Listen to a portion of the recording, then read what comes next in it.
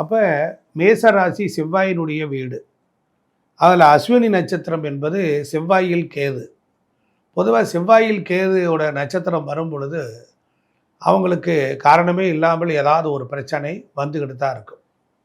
அப்போ அஸ்வினி நட்சத்திரக்காரர்கள் திருநள்ளாறில் இருக்கக்கூடிய சனி பகவான் அந்த சிவன் கோயிலுக்கு சென்று அங்கு அவர்கள் கிட்டத்தட்ட 14 நெய் தீபம் ஏற்றி வழிபட்டால் அவங்களுடைய கஷ்டங்கள் எல்லாம் குறையும்.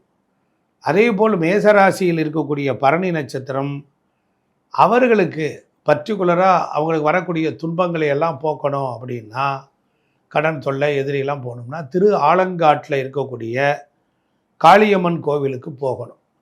அங்கே கிட்டத்தட்ட இவங்க 27 நெய் தீபம் ஏற்றி வணங்கி வழிபட்டுட்டு ஒரு 11 பேருக்கு அன்னதானம் கொடுத்துட்டு வந்தால் கண்டிப்பாக நல்லது நடக்கும். அதே போல் மேசராசியில் இருக்கக்கூடிய கிருத்திகை நட்சத்திரம் 1ஆம் பாதம்.